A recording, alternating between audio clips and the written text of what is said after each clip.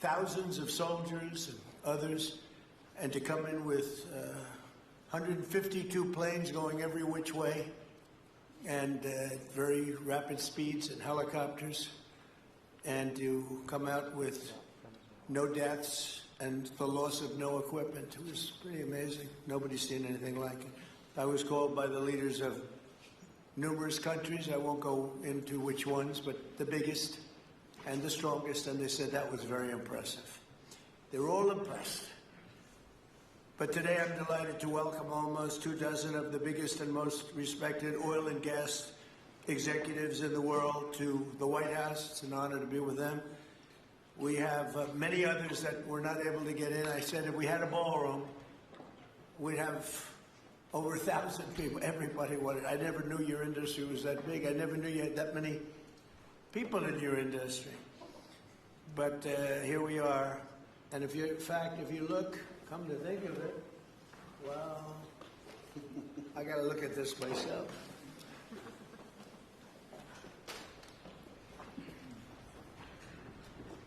Wow. What a view. This is the door to the ballroom. What a joy. Unusual time to look, but I figure we might as well do it. If the fake news would like to go back and take a look, you can, but you'll see a very big foundation that's moving. We're ahead of schedule in the ballroom and under budget.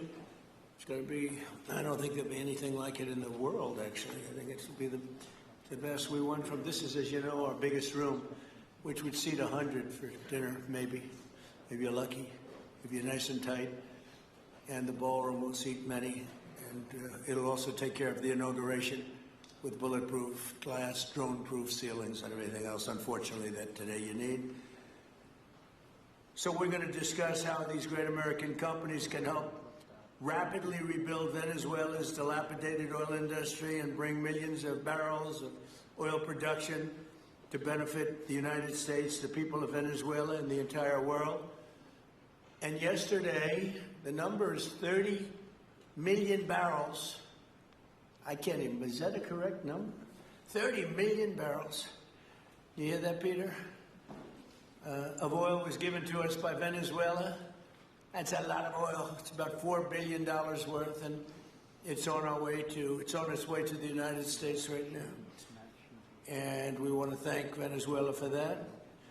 And we're working very well with them, obviously, or they wouldn't have been so generous. But they respect us again. They didn't respect us at all before. So that's money that goes to the United States. Some will go to Venezuela, and some will go to the oil companies, but not that, because that's already been extracted. So you're not getting any of that, but when you start extracting, you'll get. But it's tremendous reserves, among the biggest in the world. Some people say it is the biggest in the world. And we're going to be working with Venezuela. We're going to be making the decision as to which oil companies are going to go in, that we're going to allow to go in. We're going to cut a deal with the companies. We'll probably do that today or very shortly thereafter with Chris and Doug. And we're dealing with the country, so we're empowered to make that deal. And you have total safety, total security. One of the reasons you couldn't go in is you had no guarantees, you had no security, but now you have total security. It's a whole different Venezuela, and Venezuela is going to be very successful. And the people of the United States are going to be big beneficiaries because we're going to be extracting, numbers of, in terms of oil, like, few people have ever seen, actually. So you're dealing with us directly. You're not dealing with Venezuela at all. We don't want you to deal with Venezuela. Let me thank Vice President J.D. Vance, who's doing a fantastic job. Secretary of State Marco Rubio, likewise a fantastic job. I have good people. I like them better than my first group.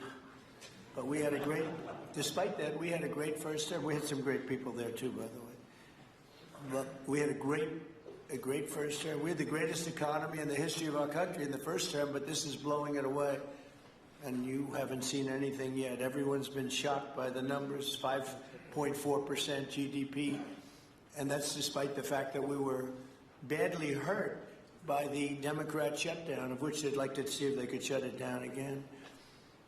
Secretary of the Interior Doug Burgum was fantastic. Secretary of Energy Chris Wright, recommended by Doug as being the greatest oil man anywhere in the world, because I wanted Doug for that job, energy, and Doug said, no, sir, there's a man named Chris Wright. I said, who the hell is Chris Wright? He said he's the most talented oil man anywhere in the world. I doubt you can get him, because typically oil men make a lot of money, and women. They make a lot of money, but Chris came. You took one of the greatest salary cuts probably in history, Chris, right? But he's a fantastic person, loves our country, and many other important members of this team. And I want to thank them for their efforts. As you know, last week the United States Armed Forces performed one of the most spectacular military operations in American history, apprehending the outlaw dictator Nicolas Maduro for his crimes against the United States, crimes for which he has now been indicted and is in federal court awaiting trial. And he killed many people, millions of people, actually, and allowed jails, prisons, mental institutions, insane asylums, drug dealers, drug addicts to pour into our country totally unchecked because of Sleepy Joe Biden's policy of open borders, the stupidest thing I've ever seen. We're getting them all out. The departure of Maduro makes it possible an incredible future for both nations, Venezuela and the United States, in which we will more closely integrate the economies of two major energy powers in the Western Hemisphere. Energy coming out of Venezuela was very small. One of the things the United States gets out of this will be even lower energy prices. We have people now getting gasoline for $1.99, $1.96, $1.95, $1.92 yesterday, somebody. And it used to be $3.50, $4, $5 a gallon.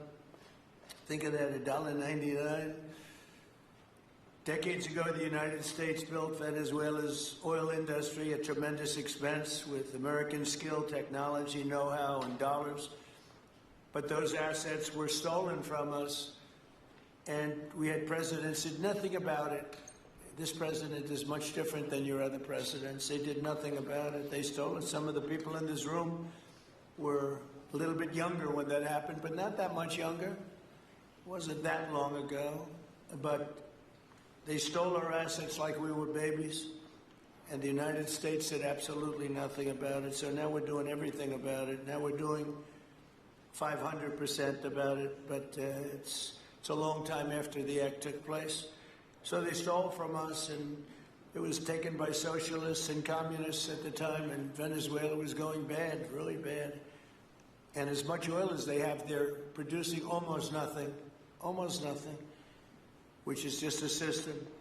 So we're really, if you look at it, we're taking back what was taken from us. They took our oil industry. We built that entire oil industry. Started a long time ago, but they took it, and they were very ungracious to this country. But now they're being very nice. American companies will have the opportunity to rebuild Venezuela's rotting energy infrastructure and eventually increase oil production to levels never, ever seen before. When you add Venezuela and the United States together, we have 55% of the oil in the world. The United States is number one. We have them drilling. Drill, baby, drill was my campaign. And Doug and Chris, I think we're setting records on drilling right now, taking oil without Venezuela. That's how we're getting the oil prices down. The plan is for them to spend, meaning our giant oil companies will be spending at least $100 billion of their money, not the government's money. They don't need government money. But they need government protection and need government security that when they spend all this money, it's going to be there so they get their money back and make a very nice return. The plan is for them to spend at least $100 billion to rebuild the capacity and the infrastructure necessary. Venezuela has also agreed that the United States will immediately begin refining and selling up to 50 million barrels of Venezuelan crude oil, which will continue indefinitely. We're all set to do it.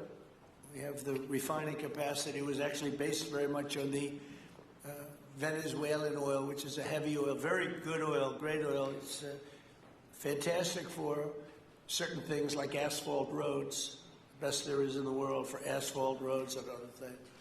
All of the companies here today are going to be treasured partners in bringing the nation of Venezuela back to life, restoring its economy, and generating great wealth for their companies and for their people, and also great wealth for the American people, and tremendous wealth for the companies that are going in. The companies that are going in, and if you don't want to go in, just let me know, because I got 25 people that aren't here today that are willing to take your place. So I just want to thank, these are people that I either know or I know of by reading lots of business magazines and journals and papers. These are the greatest oil people anywhere in the world. Harold Hamm, I see, is here. Harold, you know, there's a story about Harold Hamm that he can look at a piece of land, put a straw into the land, and oil pours out. Is that true about you? Whereas some of you guys have to invest hundreds of millions of dollars to find that oil, so we can't let that story be true. But they say Harold puts a straw into the land, and oil comes gushing out. So you're not a big R&D person, are you, huh? He's called instinct for oil.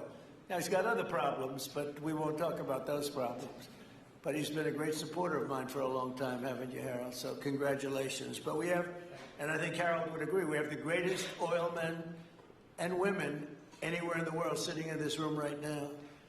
And we have a lot of people that will be back to see us sometime next week. We're going to have another meeting for another group. But we're going to do this very quickly. We can have this done almost immediately. So I'd like to thank you all for being here. I'd like to invite Vice President Vance to say a few words, followed by Secretaries Rubio, Burgum, and Wright. And then we'll have a few words from representatives that are here and to discuss their ideas, a couple of them. We have Chevron, which has been, where's Chevron? Yeah, the far right. No, I thought you'd have a better location. You were the only one that was there for all that. I used to call you and say, what the hell is going on with Venezuela? He stuck it out. I don't know if you made money or not, but you stuck it out. I got to give you a lot of credit for that. Mark Nelson, thank you very much. Exxon CEO Darren Woods. Darren, thank you very much. How's Exxon doing? Okay? All right, thank you very much. They'll do a lot better now, won't they? Huh? Exxon's been amazing. It's been an amazing company. And ConocoPhillips CEO Ryan Lance, thank you very much. So you guys could say something, and then we'll take some questions from the press. And if anybody else would like to speak, we'll have you speak. We have all the time in the world. This is a big subject. This is massive wealth, and more importantly than massive wealth, it leads to lower taxes and a lot of jobs for Americans and for Venezuelans, but for Americans in this case.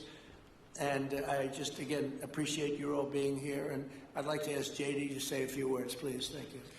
Thank you, Mr. President. Thanks to everybody for being here. You know, as a Marine Corps veteran for my entire lifetime, presidents, and let's be honest, they were Democrats and Republicans, would send the American military to far-off places. They would get us involved in these endless quagmires. They would lose hundreds or thousands of American lives, and the American people would get nothing out of these misadventures. And now you have an American president who's empowered the American military to stop the flow of drugs into our country and to ensure that we, as opposed to our adversaries, control one of the great energy reserves that exist anywhere in the entire world. And he did it without losing a single American life in the process. It was an amazing operation. It's going to make our country richer. It's going to make our country more powerful. It's going to make our country safer. And it's going to lead to the decline, the further decline of drug overdose deaths in the United States of America. An amazing thing, and I'm happy to be here to talk about how we can make it an even bigger and better operation for the American people. Thank you, sir. Thank you very much. Marco?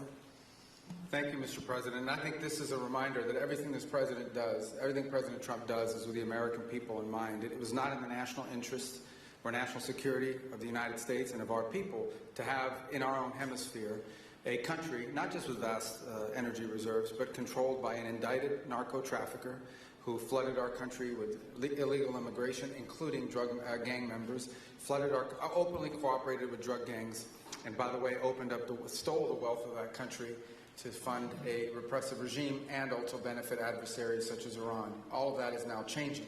As part of this process, the first phase, of course, is the phase we're in now, which is the stabilization phase. We do not want to see destabilization in the country. We're working very cooperatively with the interim authorities there to provide a market for the sale of the wealth of Venezuela in such a way that benefits the people, both of the United States, but also the people of Venezuela. And as a reminder to everyone, the President announced this just 2 days ago. Every penny, everything they buy with the money that they're making from the oil now, Mr. President, will be bought from America.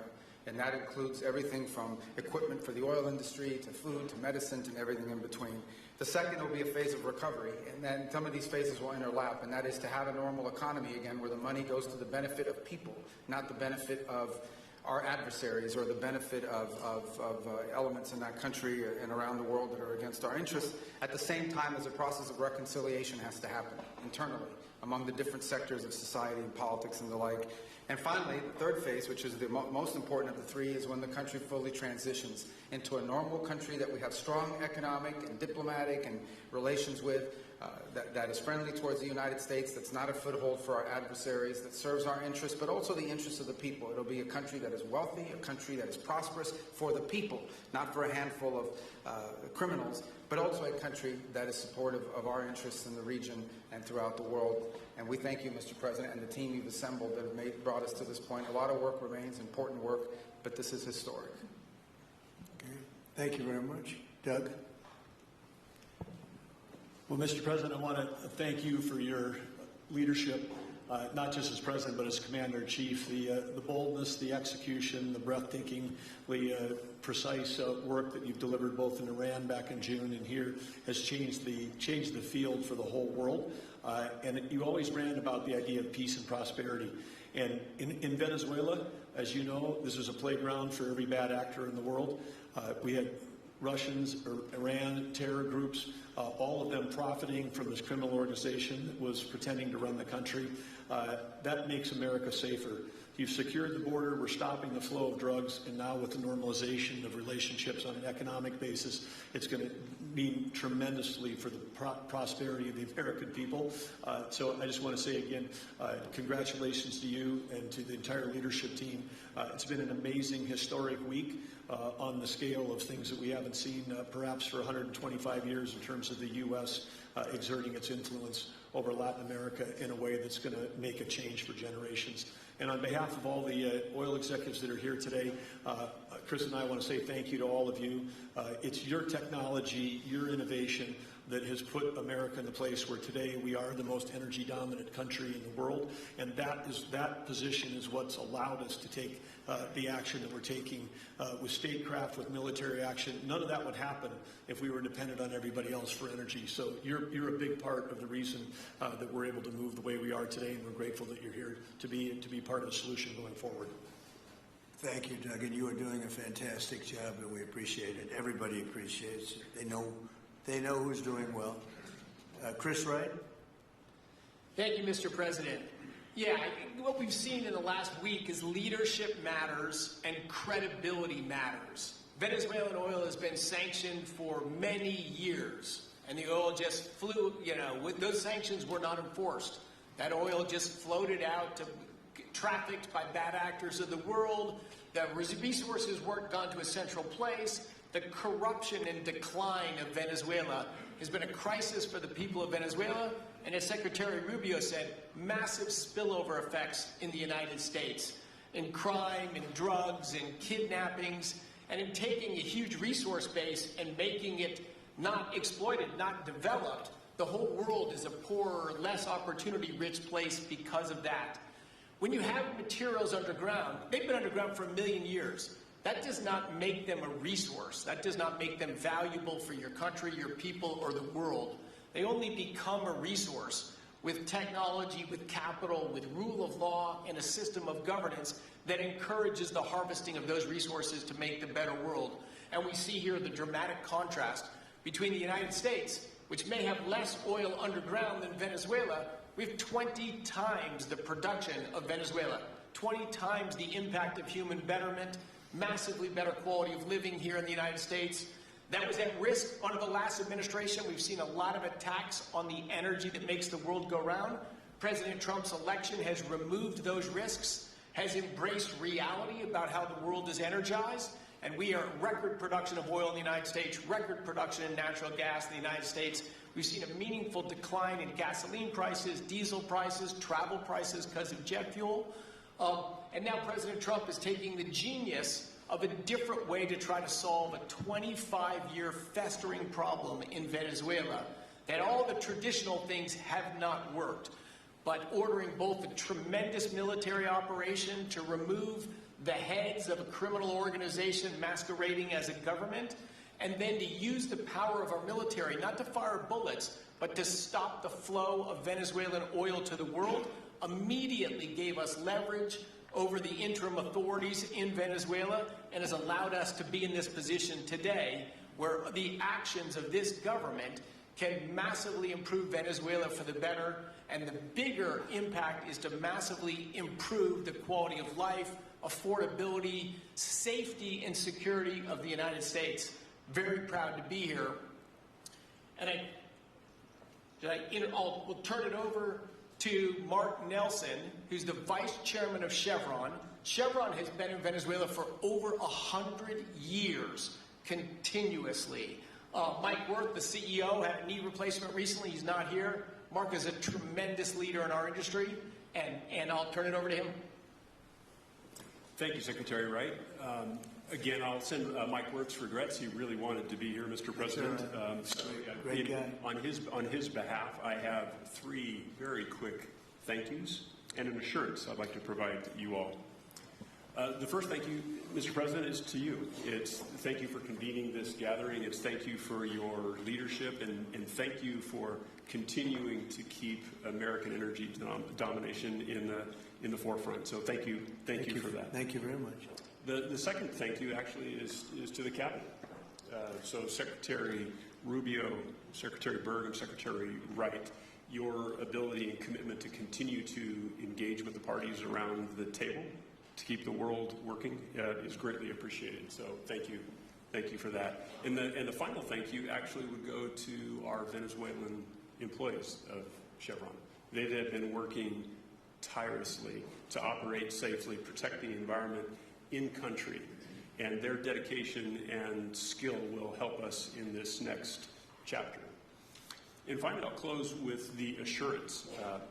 For more than a century, Chevron has been a part of Venezuela's past. We are certainly committed to its present, and we very much look forward as a proud American company to help it build a better future. And so, Mr. President, thank you for your leadership. And you really suffered there. You stuck it out. A lot of people left. A lot of big companies left. Many of the people sitting at this table left because of the safety risk and other risks. But you stuck it out. I give you credit for that. Sometimes it was hard. I remember 6 months ago I told you to stay, just stay. Things are going to happen. You'll be very happy. I didn't know they were going to happen this fast or this conclusively. One thing I think everyone has to know is that if we didn't do this, China or Russia would have done it. And if China or Russia were a next-door neighbor, because essentially this is not around the other parts of the world so far away where you fly in an airplane for 24 hours before you get there. This is sort of a next-door neighbor if you think about it. And I told China and I told Russia, we get along with you very well, we like you very much, we don't want you there, not going to be there. And if we didn't do this, China would have been there and Russia would have been there. Maybe they both would have been there together, but they're not going to be there now. One thing I will tell them, and I will tell you, that we are open for business. China can buy all the oil they want from us there or in the United States. Russia can get all the oil they need from us, and they do like oil, even though they produce a lot of it. But China and Russia and everybody else is able to go, and we'll be open for business almost immediately.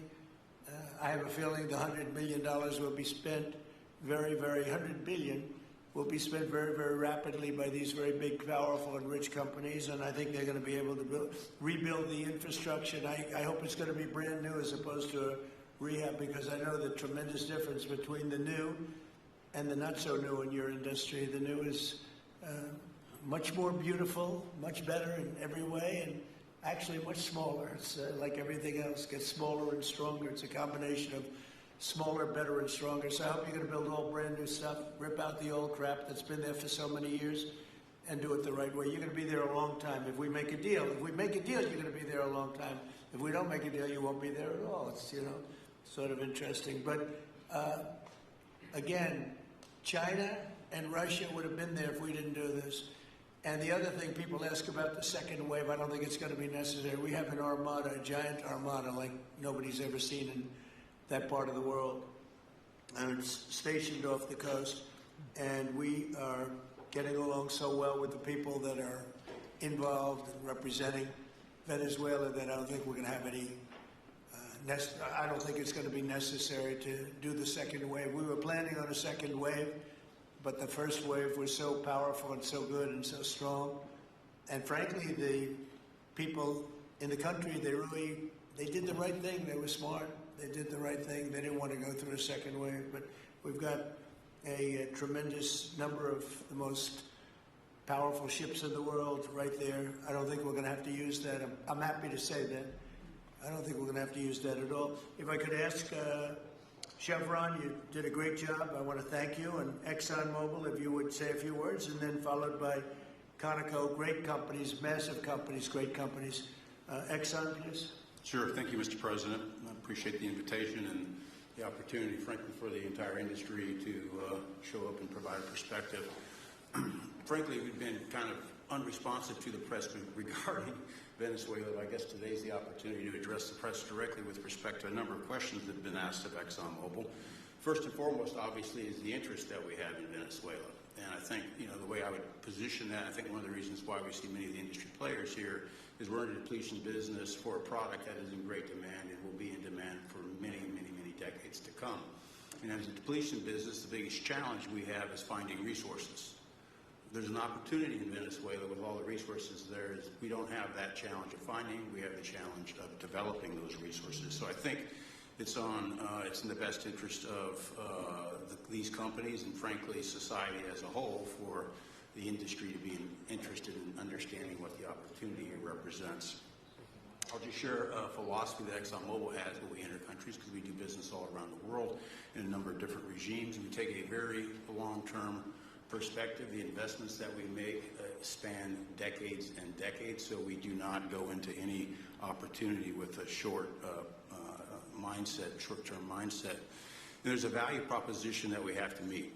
It has to be a win-win-win proposition. Obviously, it has to be a win for the company and our shareholders and to generate a return for the investments that we make. It has to be a win for the government.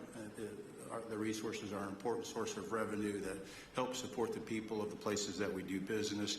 And it has to be a win for the people. We have to be wanted there and to be a good neighbor. And those three things ensure a stable, long-term platform for the large investments that we make for the long term. With respect to Venezuela in particular, we have a very long history in Venezuela. In fact, we first got into Venezuela back in the 1940s.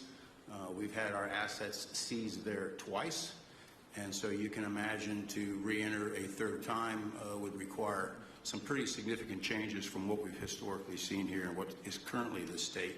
If we look at the legal and commercial constructs and frameworks in place today in Venezuela, today it's uninvestable. And so significant changes have to be made to those commercial frameworks, the legal system. There has to be durable investment protections, and there has to be a change to the hydrocarbon laws in the country. We're confident that with this administration and President Trump working hand in hand with the Venezuelan government, that those changes can be put in place. And with respect to the Venezuelan government, that perspective we don't have a view on. We haven't talked to the Venezuelan government, and obviously we have yet to assess the people's perspective with respect to ExxonMobil entering the country. In the short term, there are things that can be done while these longer-term issues are being worked. For us, we haven't been in the country for almost 20 years. We think it's absolutely critical in the short term that we get a technical team in place to assess the current state of the industry and the assets, to understand what would be involved to help the people of Venezuela get production back on the market. With the invitation of the Venezuelan government and with appropriate security guarantees, we are ready to put a team on the ground there. We also have a integrated set of capabilities from production to refining to trading, and I think we can be of assistance to getting the Venezuelan crude to market and realizing a market price to help, again, with the financial situation in Venezuela. So those are my short-term perspective that I have. I'd say, maybe close with a thank you, Mr. President, for the work that you've done to secure not only the national security, but the energy security of the region. And then thank you, Secretary Rubio, Secretary Wright, Secretary Burgum, for your leadership in this matter. Thank you. How long would it take you, Darren, as Exxon to, if we make a deal, and if we make a deal, how long would it take you to get in there and get started? Well, the first step, this technical team, as I talked with Secretary Wright earlier this week, we started from the beginning to put the team together so that if and when it was needed, we could hit the ground almost immediately. So we can hit the ground and within the next couple of weeks start the assessment. And then from there, we need to understand. That's what we want. We want speed and quality. That's what we want. Thank you, Darren. And Conoco, Ryan? Thank you, Mr. President. Appreciate the opportunity to be here, too. And you've assembled a great team. And our congratulations as well for removing one of the terrible people in the world and bringing them to justice. It was quite amazing. I think you've given hope to the people of Venezuela again, which I think is quite remarkable. And we've been on the other end of that despot regime a long time. Our assets were expropriated. I had a little bit more hair when that happened.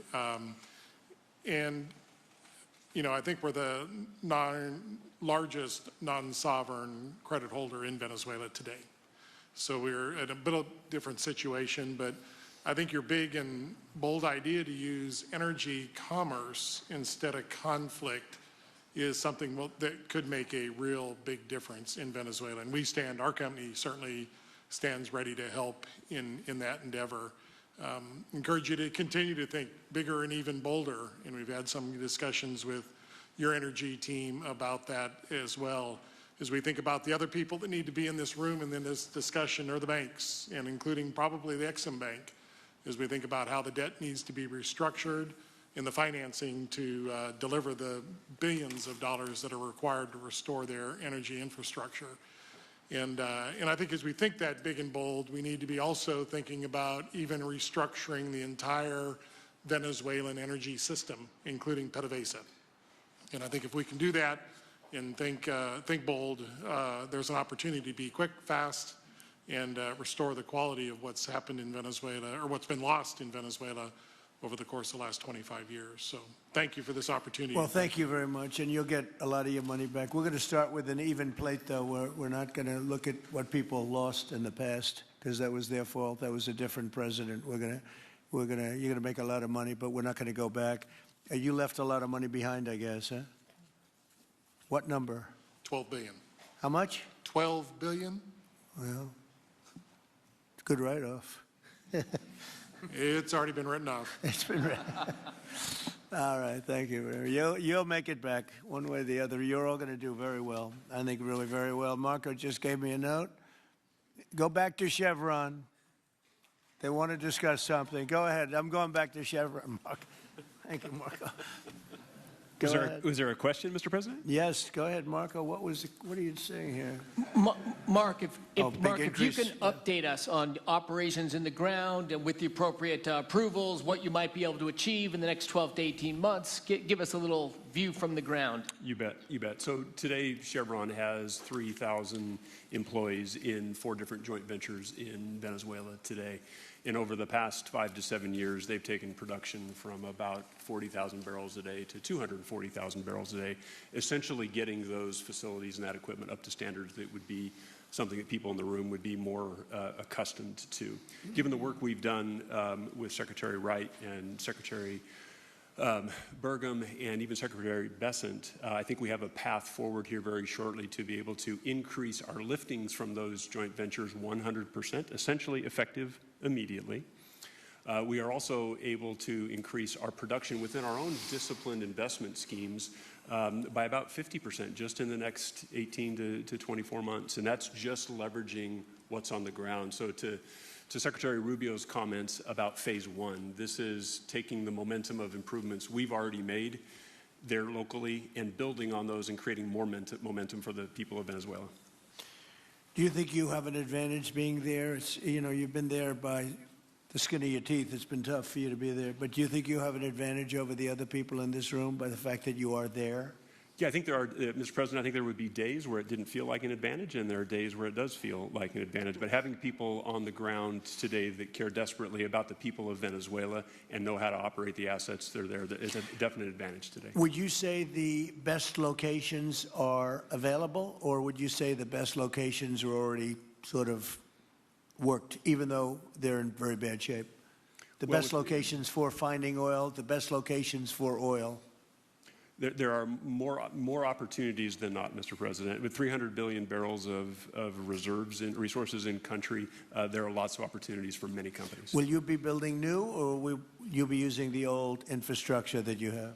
Yeah, today it's a little bit of a mix, but today it's mostly us taking the equipment of today, getting it to the standards that we are accustomed to your comments about making it how it should be today. Most of the investments that we've been making are about getting it up to our standards.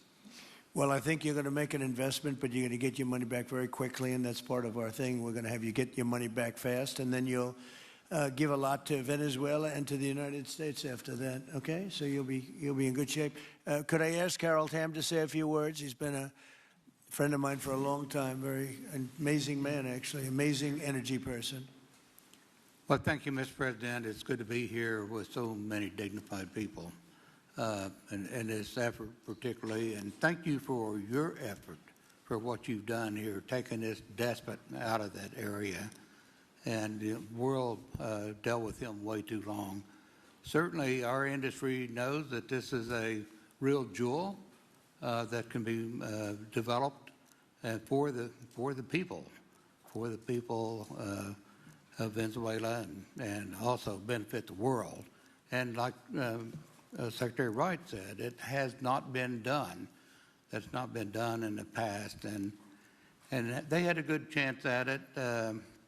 Brought someone in that totally took it down, as everybody knows here, and that was Chavez, and we know what happened to him finally. But you know that ruined the industry in Venezuela, and all of us know how that happened. Ended very well, very wrongly. So anyway, we're glad to see what's happened here and look forward for the opportunity for a lot of people in this room, but also for America and the country itself. Are you going to be involved in going in? Because, you know, he's in North Dakota and he's in Oklahoma and some incredible places. It's a little bit different, but there's no doubt about you won't have to worry about the straw too much here. You can just go at it. Are you going to be one of the participants? Well, certainly, you know, I'm an oil finder, like you said. You know, Barry Spitzer, you know, told that story. The coach. And he's kind of exaggerated a little bit. It doesn't come out quite that easily usually. But anyway, great story. I love it. But I love Barry. Barry's the one that told me this. Yeah, he's a champion, you know, in a lot of ways. So love that story. Certainly, it excites me as an explorationist. You know, everybody has that in their blood, and you know, it is a very exciting country and a lot of reserves, and so it's got its challenges, and the industry knows how to handle that. And like Darren said, you know, you go into your eyes open and do the best you can with the team you got. So well, you're going to have something that they never had really here is tremendous security. You're going to be very secure, very safe, physically safe in addition to financially safe. So it's good to see you, Harold. Thank you very much. Does anybody have anything to say before we get to the press? Cuba have to do to avoid the same fate as Venezuela? What does Cuba have to Well, Cuba's in bad shape. Cuba relied on Venezuela for oil and for money.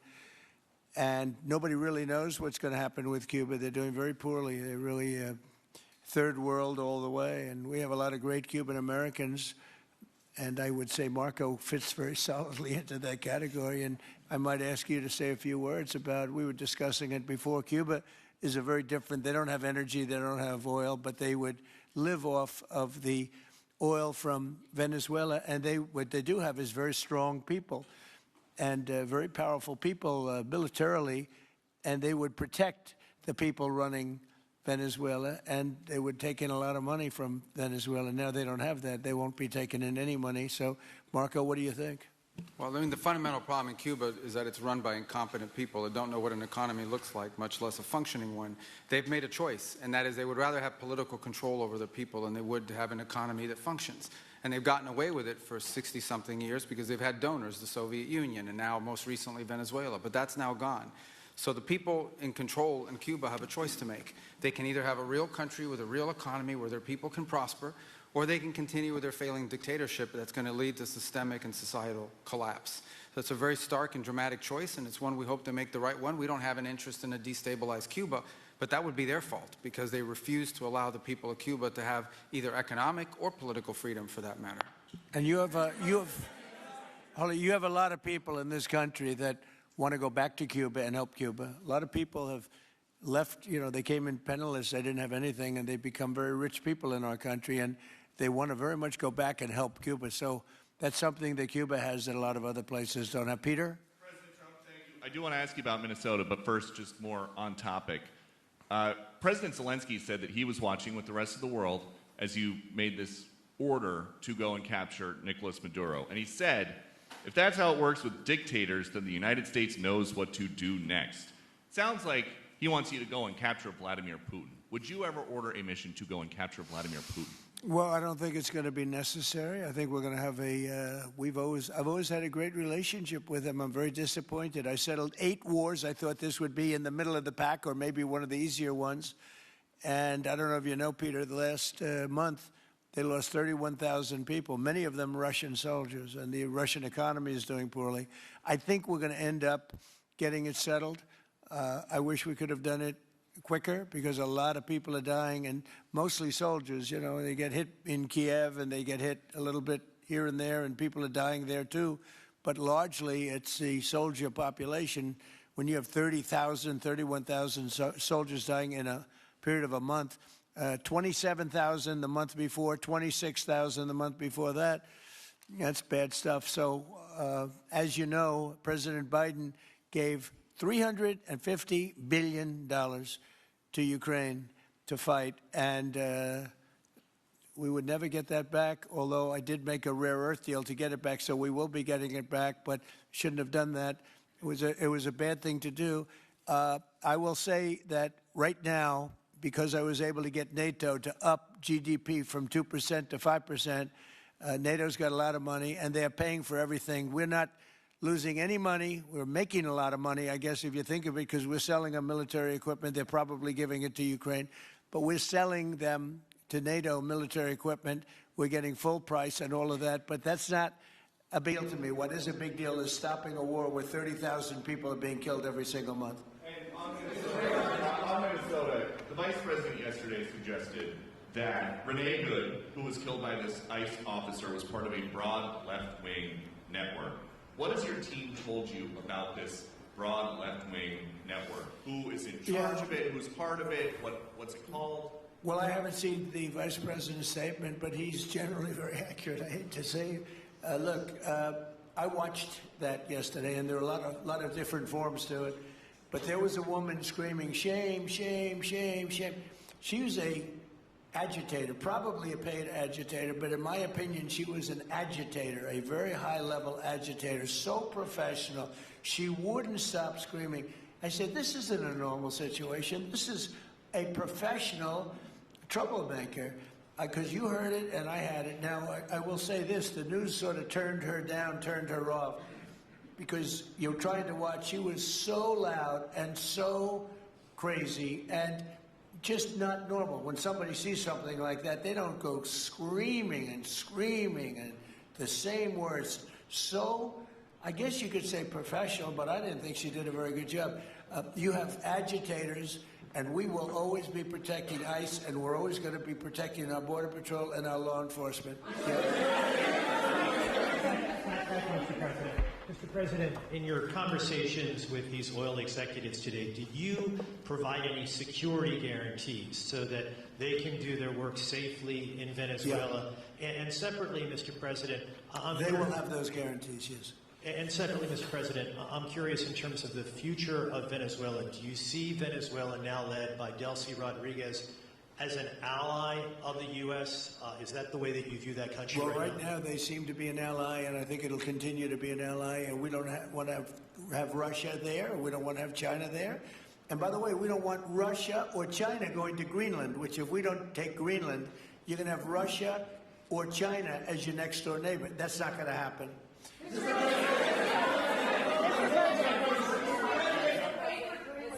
The white. Mr. President, thank you. You just said that these companies would have security guarantees if they go in on the ground in Venezuela. They will have. And what is your plan there actually for these companies and those Americans who are going to be on the ground working for these companies? Well, there are going to be Americans. I assume they're going to be using a lot of Americans, but they're going to be using a lot of people from Venezuela and other places, I would imagine. But I would think that mostly they'll be using Venezuelan workers. They have a lot of great workers. They have a very high unemployment rate, and they have workers that are very familiar with taking oil out of the ground. Yeah. How long do you think the Ayatollah will be in power after what we've seen play out on the ground there? When is the U.S. going to get involved now that reports of protesters being killed on the ground? So Iran's in big trouble. It looks to me that the people are taking over certain cities that nobody thought were really possible just a few weeks ago. We're watching the situation very carefully. I've made the statement very strongly that if they start killing people like they have in the past, we will get involved. We'll be hitting them very hard where it hurts. And that doesn't mean boots on the ground, but it means hitting them very, very hard where it hurts. So we don't want that to happen. There have been cases like this where President Obama totally backed down. But this is something pretty incredible that's happening in Iran. It's an amazing thing to watch. They've done a bad job. They've treated their people very badly, and now they're being paid back. So let's see what happens. We're watching it. We're watching it very closely.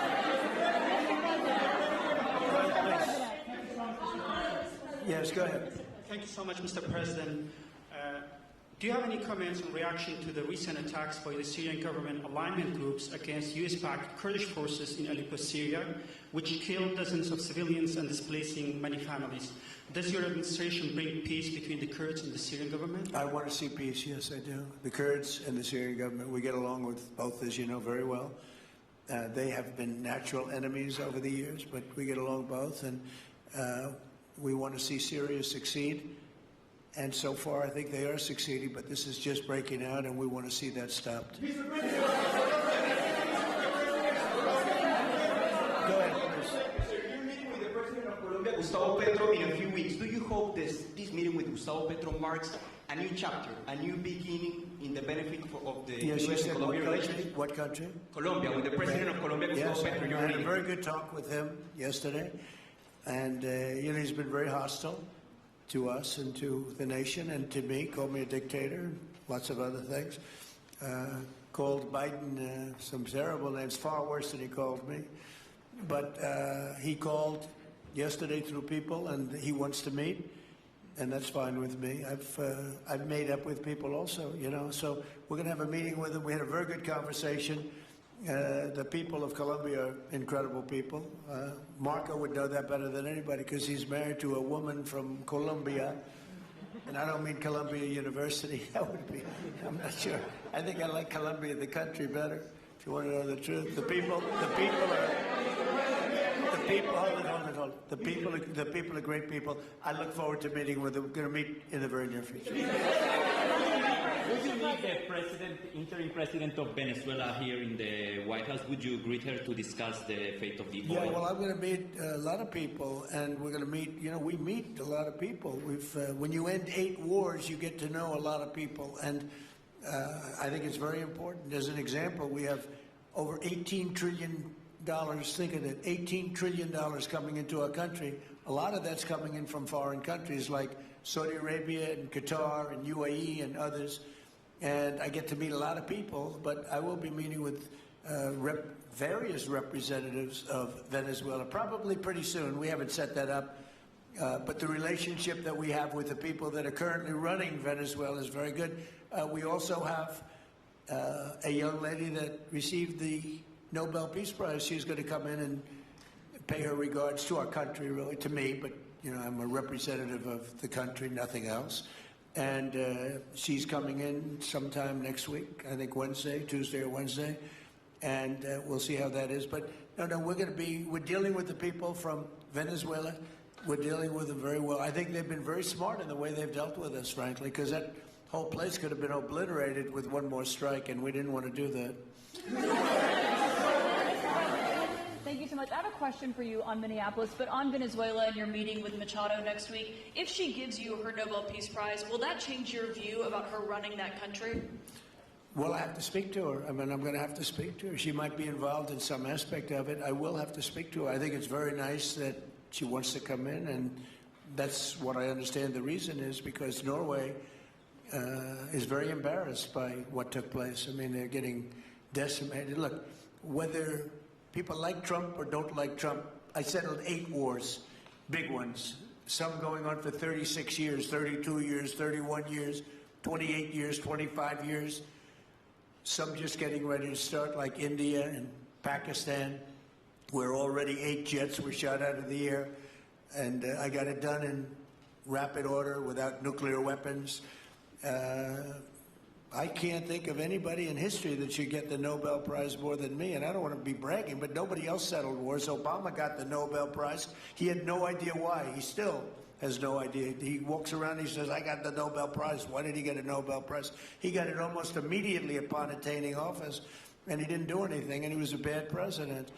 So, I mean, you should get the Nobel Prize for every war you stopped. These were major wars. These were wars that nobody thought could be stopped. President Putin called me and he said about 2 of the wars that he's been trying to stop them for 10 years. He wasn't able to do it. He couldn't believe it. So in theory, you should get the Nobel Prize for every war you stopped. Every one of them was major. But I don't care about that. What I care about is saving lives. I've saved tens of millions of lives. You know, the Prime Minister of Pakistan came here and he made a very public statement. He said that President Trump saved minimum 10 million lives having to do with Pakistan and India, and that was going to be raging. So, but I'm honored that she's coming here. I look forward to meeting her, yes. Go ahead. On Minneapolis, Mr. President, I have a follow-up for you. The state officials there have said that the FBI is not sharing evidence with them. Typically, they would conduct a joint investigation, as you know. Do you believe that the FBI should be sharing evidence with state officials in Minnesota? Well, normally I would, but they're crooked officials. I mean, Minneapolis and Minnesota, what a beautiful place, but it's being destroyed. It's got an incompetent governor, fool. I mean, he's a stupid person. And it looks like the number could be $19 billion stolen from a lot of people, but largely people from Somalia. They buy their vote. They vote in a group. They buy their vote. They sell more Mercedes-Benzes in that area than almost... Can you imagine you come over with no money and then shortly thereafter you're driving a Mercedes-Benz? The whole thing is ridiculous. So they're very corrupt people. It's a very corrupt state. I feel that I won Minnesota. I think I won it all 3 times. Nobody's won it since Richard Nixon won it many, many years ago. I won it all 3 times, in my opinion. And it's a corrupt state, a corrupt voting state. And the Republicans ought to get smart and demand on voter ID. They ought to demand maybe same-day voting and all of the other things that you have to safe election. But I won Minnesota 3 times, and I didn't get credit for it. I did so well in that state every time. The people were crying every time after. That's a crooked state. California is a crooked state. Many crooked states. We have a very, very dishonest voting system. The last time I won, 24, the one that just took place, I won because it was too big to rig. You couldn't rig it. It was too big. But I won the state of Minnesota. It's a corrupt voting system with an incompetent governor, a very incompetent governor. And by the way, he's a very corrupt governor, too. Go ahead. I have a question on Iran, but first, very quickly on Venezuela. How do you provide total security guarantees to these companies without putting U.S. boots on the ground? Well, we're going to work with the Venezuelan leaders and people, and we're going to have a very safe group, and they're going to also bring over some security with them. You know, these are not babies. These are people that drill oil in some pretty rough places. I could say a couple of those places make Venezuela look like a picnic. These people around the table, these are tough people. They go into areas that you wouldn't want to go. They go into areas that if they invited me, I'd say, no thanks, I'll see you back in Palm Beach. No, this is a tough group of people. They know how to do it. But we are, in addition to that, we'll have very good security for them.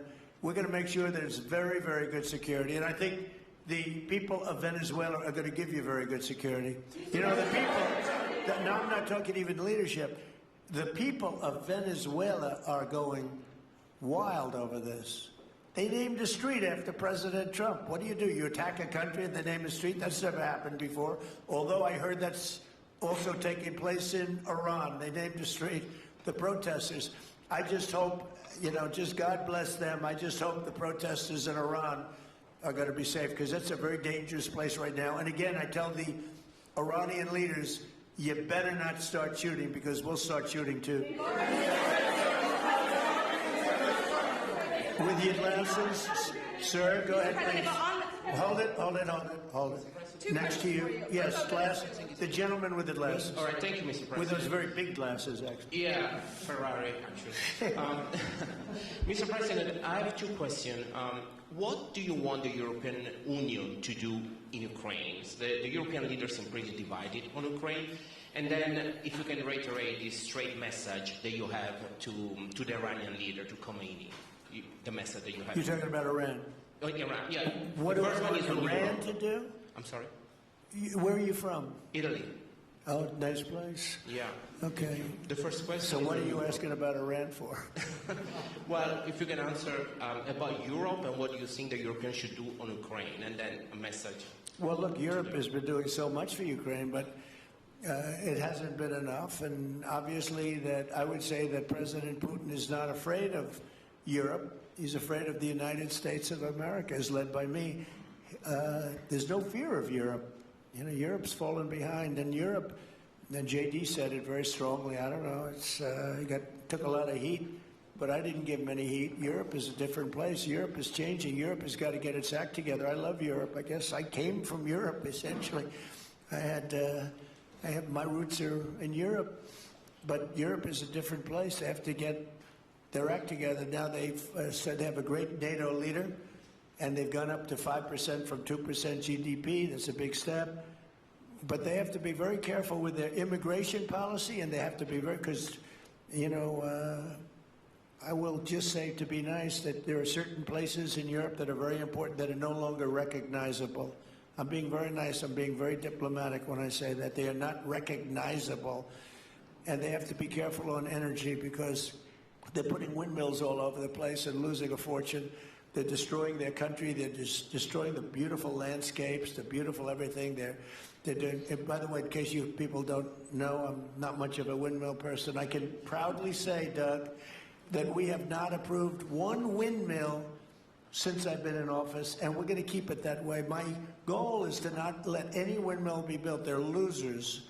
They lose money. They destroy your landscape. They kill your birds. They're all made in China.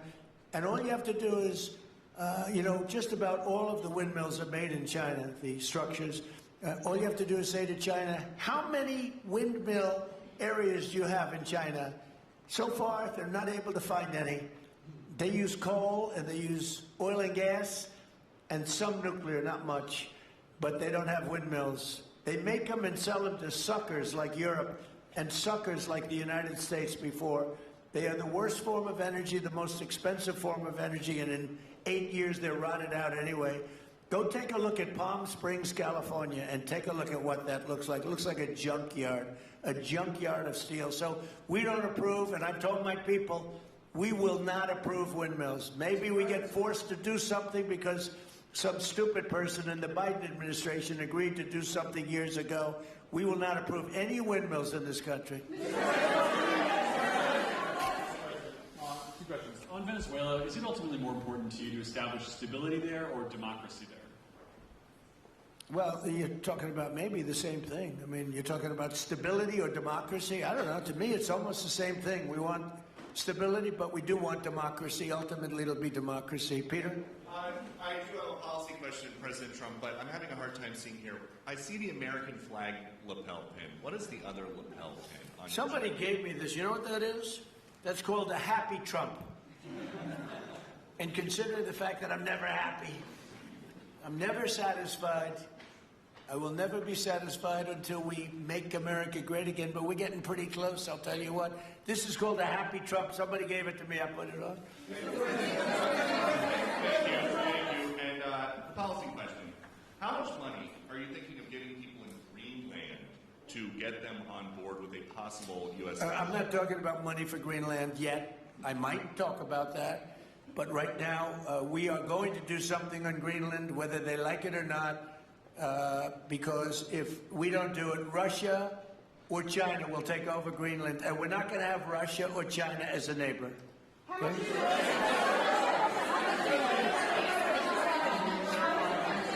I would like to make a deal, you know, the easy way, but if we don't do it the easy way, we're going to do it the hard way.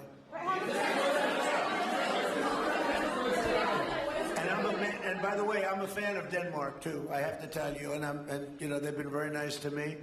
I'm a big fan, but you know, the fact that they had a boat land there 500 years ago doesn't mean that they own the land.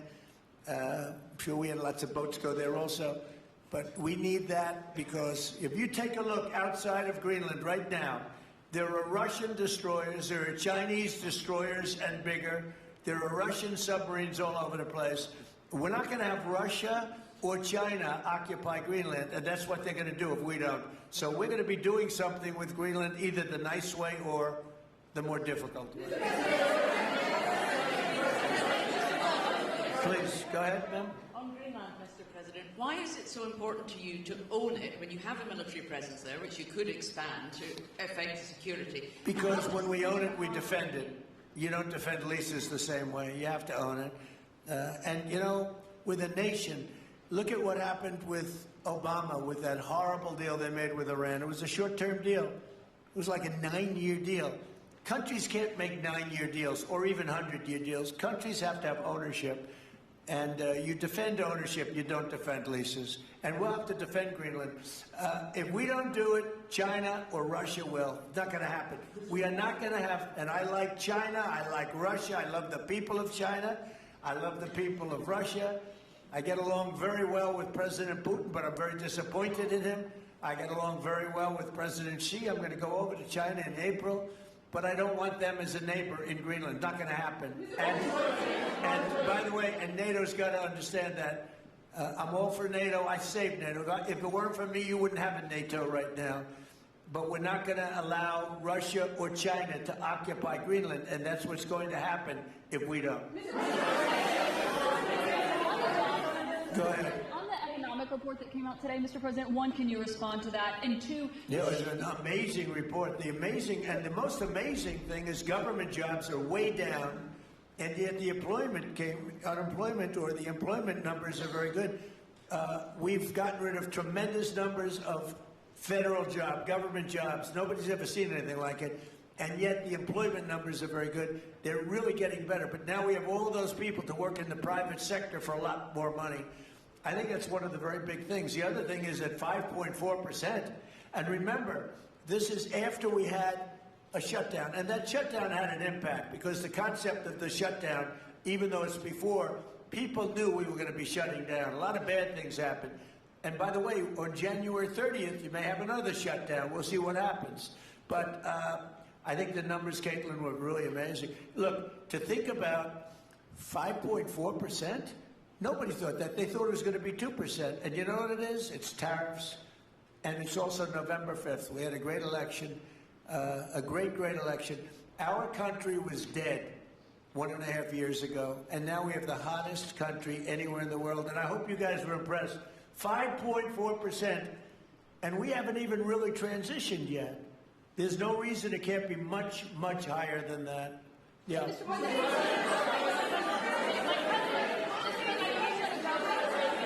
off, can you respond to the manufacturing. Let's give CNN a chance. You know, they've been fighting so hard to get back into the mainstream. Mr. President, you posted some numbers actually on Truth Social last night. People saying you posted the job data early when you're not supposed to obviously share it till the next morning. Did you do that on purpose? No, I don't know. If they posted them, I said post them whenever you get a chance. I don't know. They gave me some numbers. When people give me things, I post them. But the numbers are amazing. Yeah. How does the administration plan to distribute the money from the Venezuela oil sales? Is it, obviously you say it's going to go into these controlled accounts. Yeah. Would it go back to Venezuela in a direct payment? Is it going through these goods? How do you plan to do that? Well, we want to make sure that Venezuela can survive. You know, Venezuela needs money, and we're going to make sure that they get money, and we're going to get money, and the oil companies are going to make something for the work they do, and they're going to get back their money. We're devising a formula, but it won't be so much of a formula. It's going to be what they need. We're going to take care of what they need. There'll be plenty left over. We're going to have a lot of money left over. And the money left over is going to the United States of America, and the oil companies are going to be very happy. Yeah.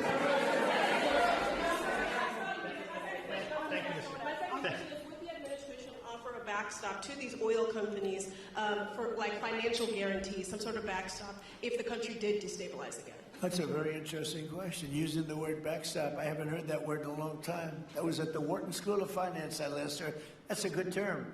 We ought to use it more often. I hope I don't have to give a backstop. Look, these are very smart people. The smartest people are not only in oil and business. These are the biggest companies in the world sitting around this table. They know the risks. I mean, there are risks. We're going to help them out. We're going to make it real easy. They're going to be there for a long time. We're going to be there together for a long, long time. And they're going to be taking the oil, and they're going to be bringing oil prices down. They're going to make a lot of money. They're going to get their money back. They're going to be safe. The people of Venezuela are going to be big beneficiaries, and the United States of America is going to be a big beneficiary for what we've done. And you know, one other thing I might say, it's also very big for national security because, again, just like Greenland, we can't have China or Russia occupy Greenland. We can't have China or Russia occupy Venezuela. And if we didn't do what we did, China or Russia would have been in Venezuela. I think I can, where's Mr. Chevron? So let me ask you, they would have been there if we didn't do this. Do you agree with that? They certainly have a lot of economic interests in country. There's absolutely no argument about that.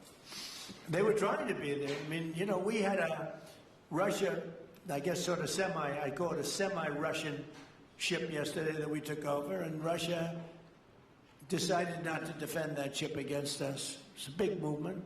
The ship was loaded up with oil, and we took the oil, and it came out of that port. But Russia would be there or China would be there, and we want them to be there for a different reason. We want them, do you people agree? In particular, China, they need a lot of oil. Russia doesn't need so much, but Russia was there anyway. But I assume you agree that China would like to be doing a lot of business there by buying oil, and I want to just tell President Xi and President Putin, but more so in this case President Xi, because they do need a lot of oil, and we are open for business in the United States, and we are open for business in Venezuela, right?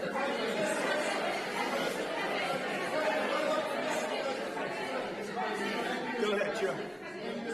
You know, I could take questions from these people all day long. You know, they're sitting here, and generally they're very rich, very powerful, but nobody gives a damn about them.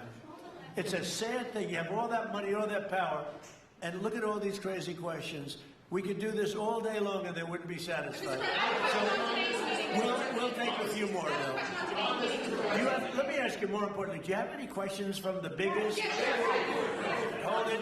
Do you have any questions for the biggest people on earth, the biggest business people, the biggest companies anywhere on earth? Do you have any questions for these people? No, do you have a question for them? Yes, but have Go you ahead, heard go from ahead, ask any of them. the companies in the room that they are committed to rebuilding the oil infrastructure in Venezuela? And for the executives in the room, what do you need from the administration in order to invest? That's a good question. Do you want to go and answer that question? Yeah. Exxon, small company. I'll refer you back to the statements I made before. There are a number of legal and commercial frameworks that would have to be established to even understand what kind of returns that we'd get on the investments. So I think all the investments and the opportunity sets, I think everyone sitting around this table would have the opportunity and the know-how and the capability to make the investments. The questions will ultimately be how durable are the protections from a financial standpoint, what do the returns look like, what are the commercial arrangements, the legal frameworks, all those things have to be put in place in order to make a decision to understand what your return would be over the next several decades that these billion-dollar investments would be made on. You know, could I do this? Because we have, again, the biggest people on the planet Earth around this table, biggest companies in the world. I'd like to just ask them to introduce themselves. We'll start from this end and go around to here. And if you have anything to quickly say, we can do that. But you want to just start right over here? These two guys, we'll leave them out because they're with us. Please. Thank you, President Trump. John Addison at VTOL. We're here to ensure that you are going to be able to move all of this oil all around the world at the best price possible so that the influence that you have over the Venezuelans will ensure that you get what you want. Thank you. Thank you. Good point. Thank you, Mr. President. Ryan Sheffield of Formentera. My grandfather, Hugh Sheffield, was president of ARCO, Venezuela. Right. Thank you for what you did. Do you like what we're doing? There's a lot of shale there, a lot of upside. He would be very happy looking down. He'd be very proud of you right now, right? Yes, sir. Good. Thank you.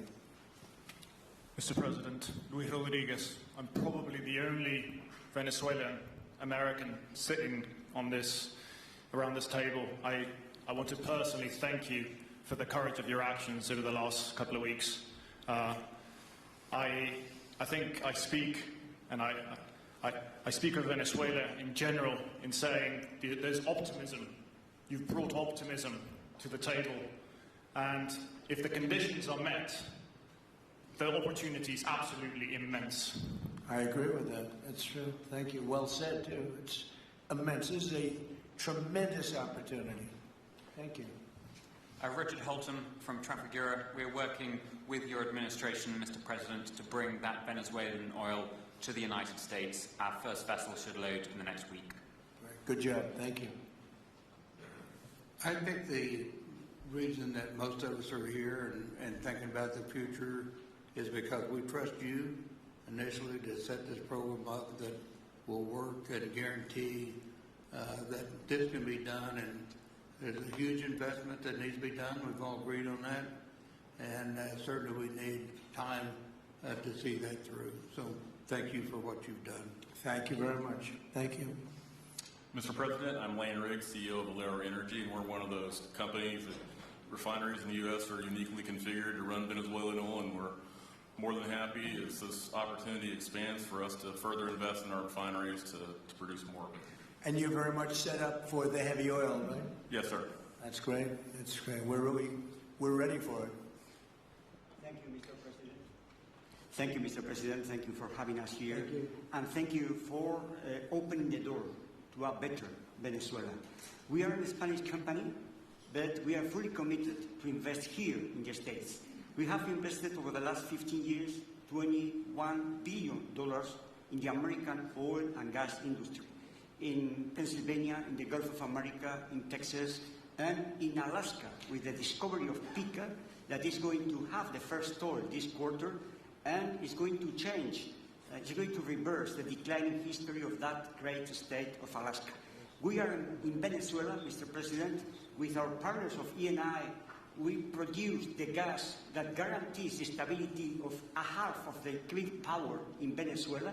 So we are committed with this stability, and on top of that, we are on the ground. We have people, we have facilities, we have technical capabilities, and I take your point, Mr. President. We are ready to invest more in Venezuela. Today, we are producing 45,000 barrels a day gross of oil, and we are ready to multiply by 3 this figure in coming 2-3 years, investing hard in the country, following your recommendation, if you allow us, of course, and in the framework, commercial and legal framework that could allow this growth. So thank you, Mr. President. Thank you. Great job you've done. Thank you. Mr. President, thank you for having me. Matt Sheehy, I'm with Tallgrass Energy.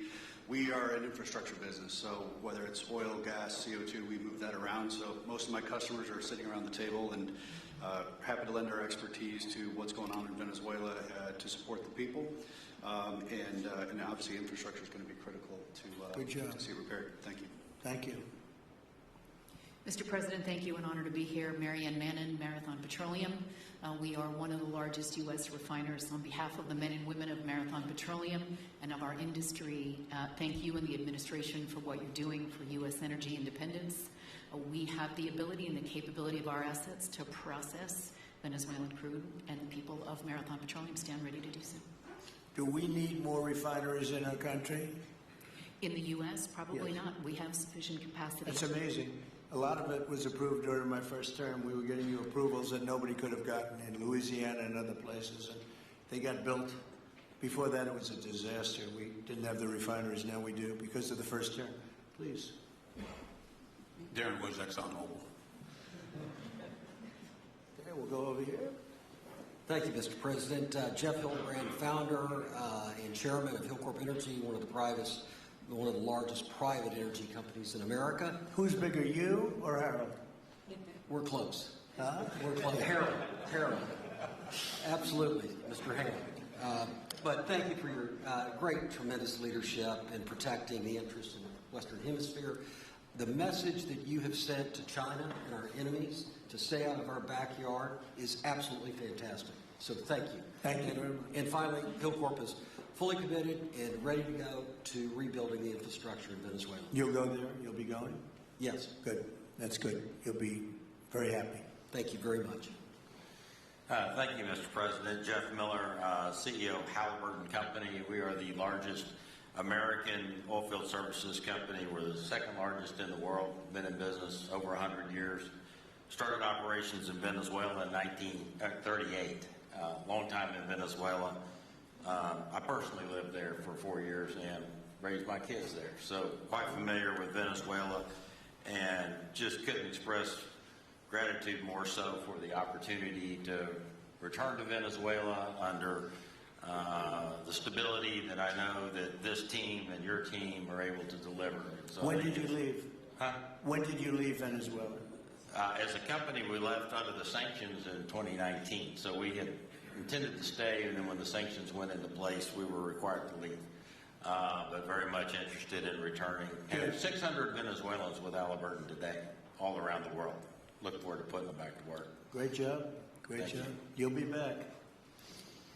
Please. Mr. President, I'm Alex Panberg. My company, Aspect Energy, is one of the leading American international wildcatters. We've found significant fields in central. Are you a wildcatter? I'm a wildcatter. That's pretty cool, I'll tell you. I would have been a wildcatter too if I was in. And you've been successfully wildcatting. We've found significant fields in Central and South America, in the Middle East, and in Europe. We're a leading oil producer in Hungary. But probably the most pertinent example is what a wildcatter does is take on risk and try to reduce it, and then other people come in and put more capital in later, so we're kind of kickstarters in the oil industry. We went into Kurdistan very early on, back when people told us it wasn't safe and we shouldn't do it. We found a big field there, and it ultimately has got to be developed along with one of my colleagues here to be one of the big leading fields in Kurdistan. We think that Venezuela has a tremendous amount of opportunity. If you look at the reinvestment required, the investment required, people are talking about hundreds of billions of dollars. But if you put that in perspective, that's 1 million barrels a day for 15 years. It's $220 billion net cash flow. So what we really need to do is to be able to kickstart production and then reinvest and have the confidence to reinvest. And what you're doing by putting the United States in control of the cash flow coming out of the country, it gives companies like ours the confidence to say we can kickstart this production and then reinvest and reinvest. In Hungary, we've invested $1 billion in changing the trajectory of Hungarian oil production. We were only able to do that not because we could write $1 billion check, we're a smaller company, but because we reinvest all the cash flow back into new production. Good. Mark Nelson with Chevron. Sure. Thank you, Mr. President. I'm Claudio Scalzi in ICO, Italy. We started working in Venezuela in 1980. We have a lot of oil, but now just the gas is flowing because it's not under sanction. And as my colleague from Repsol said, we cover more than about 50% of the electricity in the country, so that is essential to avoid any kind of problem, social problem. We own about 4 billion barrels of reserves, so a huge amount in the Orinoco Belt and in central Venezuela. We have now in the country 500 people, most Venezuelan, and we are ready to invest. Clearly, we are ready to invest. We thank you for the big efforts and the efficiency of your action, and we are here. And we are here to work together with the U.S. We are also a big investor in the U.S. So we thank you again, and we are there. And we are also ready to join with American companies in our assets to develop and go faster with good investors and good know-how from the U.S. company. Yeah. Thank you. You've done a great job. Thank you very much. Mr. President Rossborough, good to see you again. I'm Chairman of Hillwood and HKN Energy, been in the energy business 45 years, and we have been working with your team quite a bit. We have been in Kurdistan now for 19 years, along with Alex, and built a very good business. But now with your team, we're looking in Syria, we're now in Libya, and so we are very excited to look at Venezuela with you and your group, and look forward to continuing to build this great industry. Thank you very much. Thank you. Mr. President, thank you for having us here today. Wael Salwan from Shell. Of course, we have a huge presence here in the U.S., in the Gulf, as well as in Pennsylvania with the petrochemical facility, which I think we had the opportunity to host you at, as well as being one of the largest LNG off-takers of American LNG. We have been in Venezuela for a very long time. We actually drilled in 1914 the first well that discovered oil in Venezuela, and on the back of which the entire energy industry was established in Venezuela. When we left in the 1970s because of nationalization, we had 1 million barrels per day of production. But we have kept boots on the ground in Venezuela all this time, and we now have a few $1 billion worth of opportunities to invest in, subject to OFAC approval. So we are ready to go and looking forward to the investments in support of the Venezuelan people. That's great. Thank you very much. Thank you, Mr. President. Ben Marshall, the America's CEO for Vitol. Alongside Chef Guerra, we're very thankful to have worked with the government and the Venezuelans to be able to bring the crude oil to market at a market price as quickly as we can to help stabilize the country. Thank you. Thank you. Brian Lance, ConocoPhillips. I'll defer to my colleagues. Thank you, Mr. President. Olivier Lepoche, CEO of SLB, or formerly known as Schlumberger, the largest global oilfield services. We have been in Venezuela since 1930, and we still operate. We operate today on the ground in support of Chevron. We have ability to scale. We have 1,100 Venezuelans in the company, 2,000 additional that are calling us to go back to country and to go back to work. We're able to mobilize in the last 18 months 2 rigs and deliver 50 wells with success. So we're here. We have knowledge of the subsurface like nobody else has. We have boots on the ground, capacity on the ground, $700 million of equipment value on the ground in Venezuela, ready to mobilize for all of our partners, customers. So we are ready to scale fast, and we really want to thank the administration, Secretary Wright, Secretary Bergen, for the effort they are supporting and giving us to be successful on behalf of the Venezuelan oil and gas industry. Thank you very much. Thank you very much. Well, check this out. They saved the very best for last. And I don't have that sexy accent like this guy next to me here. Mr. President, my name is Bill Armstrong of Armstrong Oil and Gas. I'm a private independent guy. And in real estate, you were a wildcatter. So wear that motto proudly. But like you, I was my own guy. I don't have shareholders. I don't have private equity partners, but I've been drilling all over the place. In fact, I had the largest discovery in Alaska, biggest discovery in 50 years in our country. I now control 8 million acres adjacent to Venezuela, so I'm already heavily invested in the area. We share a 150-mile border with Venezuela in the countries of Aruba and Curacao, and we are ready to go to Venezuela. It is, in real estate terms, it is prime real estate, and it's kind of like West Palm about 50 years ago. Yeah. Very ripe. Yep, I agree with you. Thank you. Congratulations. So I think what we're going to do is speak without the press to these gentlemen, see what kind of a deal we can make. We're going to get them involved. I'm going to ask Doug and Chris and some of the people that we have from the business standpoint representing our country to start talking about the confines of a deal. I have an idea what I want, what I think we should have. We have to get them to invest, and then we have to get their money back as quickly as we can, and then we can divvy it all up between Venezuela, the United States, and them. I think it's simple. I think the formula is simple. We start with a brand new plate, and it's going to be a tremendous success. I think it's going to be probably like few other things could ever be. You know, there's so much. Venezuela's been really taken advantage of by a lot of people because they drill very little. I mean, as much as you hear they drill very, very little, very small percentage. But now that'll change, and it'll change very rapidly because these are the biggest people, and it'll change very rapidly. So if you don't mind, I'll ask the press to leave, and we will see what kind of a deal we're going to make with these geniuses, and I think you're going to come out very good. Thank you all very much. Thank you. Thank you. Thank you, everybody. Thank you. Thank you. You can take that. We'll come back for the cables.